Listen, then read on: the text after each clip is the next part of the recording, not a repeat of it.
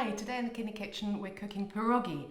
These are dumplings that can be found all over Eastern Europe. They are absolutely delicious. Today we filled them with potato and sauerkraut and a bit of spinach and also twaróg, which is a cream cheese. The sauerkraut gives it a real tangy flavour, which means that you can get that without having to add any salt to it.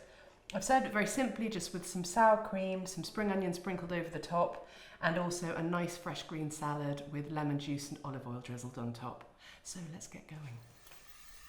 I'm going to boil those potatoes for between 12 and 15 minutes till they're nice and tender and ready to drain and mash.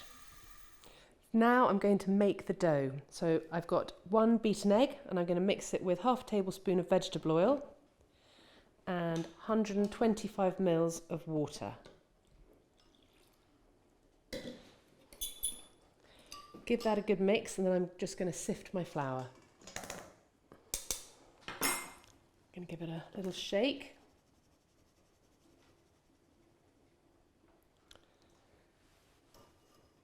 Now, using just a plain cutlery knife, I'm going to make a well in the centre,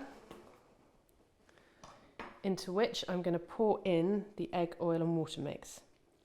Now, I'm going to start mixing this together, starting with the knife, and then I can go in with my hands. So I'm using the knife so that I don't get the heat of my hands on the pastry too much.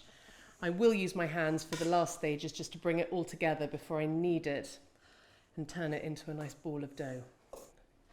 I'm going to go in with my hands and just bring all those little scrappy bits of dough together. I'm flouring my work surface so that the dough doesn't stick to it, but not so much that it dries the dough out. And then I want to give this a good old knead for about 4 to 5 minutes. And that's until it starts getting lovely and smooth and gets elastic, because I'm working the gluten in the flour and it doesn't stick to my hands. Now, after 5 minutes, that dough is really getting elastic and it's ready to shape it.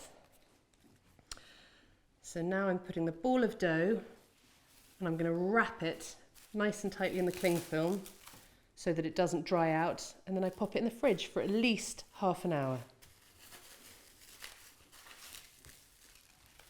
So drain the potatoes and let them cool off a bit and steam in the colander. Now I'm going to heat the oil and butter in this frying pan.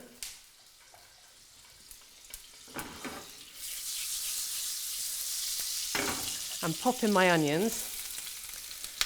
And then over a quite low heat, I'm going to cook those for about 10 minutes so they get nice and soft and a little bit golden.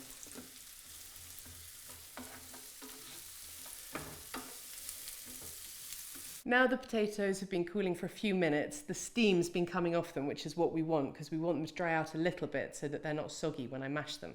Now, you can use a regular potato masher, but my favourite bit of kit for this is a potato ricer. It's like a large garlic crush, and you pop in 1 or 2 potatoes and then just crush it into the bowl. So this really does make the smoothest mash. Now the onions are cooked, I can mix them in with the other ingredients to make the filling for the pierogi.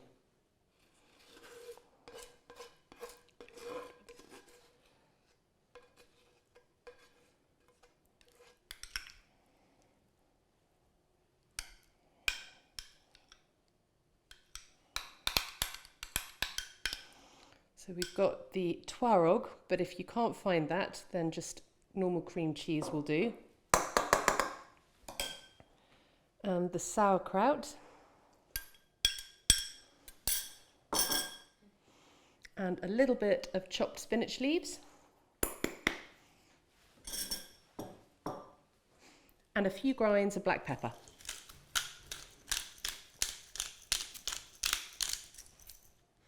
And then I'm going to mix it all together. I really like the tanginess that the sauerkraut gives this filling.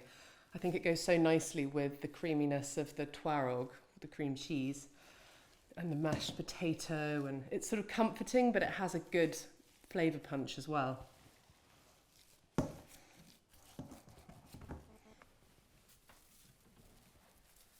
So this has been chilling in the fridge for over half an hour, so it's firmed up and is ready to be rolled out.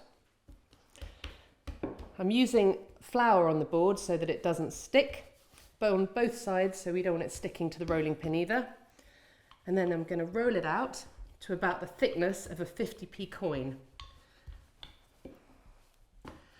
Once that's done, I can start using a cookie cutter to make about 25 circles. And these are going to be the outside of our pierogi. There we go. That's about as thin as I want it, so I'm ready to start cutting. Now, I should get about 25 of these little circles. So these don't dry out while I'm making the pierogi, I'm going to cover them up with a clean, damp tea towel. So I'm going to take a circle of dough and fill it with about a teaspoonful of mixture. You don't want too much in, because if it has too much in, it will burst out. Same goes for any bubbles of air. Try and squeeze those out, because they will make your pierogi explode when it's boiling. Now, if it's not, for whatever reason, if it's not moist enough and it's not sticking well, you can always use a little bit of the cold water just to moisten the edges, and that will help. And there is a little pierogi ready for cooking. There we go, that's all the pierogi made up and ready to boil.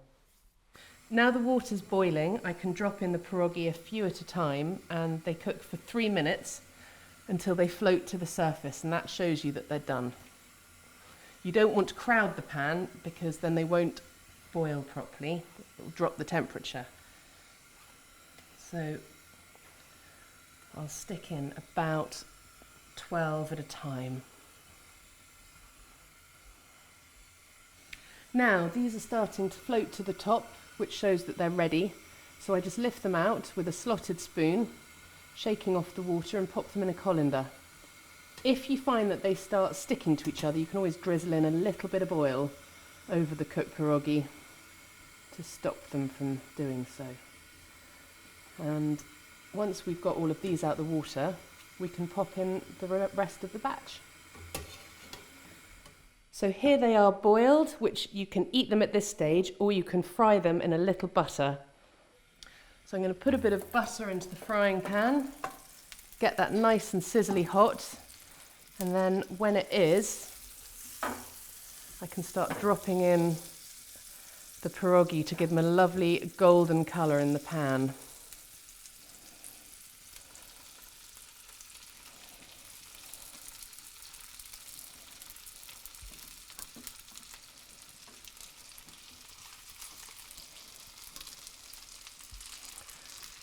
There we go, that should be enough. I don't want to overcrowd it. And just leave them, cook them for a couple of minutes each side, just to get a lovely golden crispy colour on the outside. And I'm going to serve them with a nice fresh green salad. I've just dressed it in a little olive oil and some lemon juice, so nice and simple and clean. Because these have been fried in butter, we're not going to put any butter on them as we would if they'd been boiled, but we will of course serve them with a dollop of sour cream, and also a few spring onions as well, which are totally optional but give a nice added dimension to the flavours.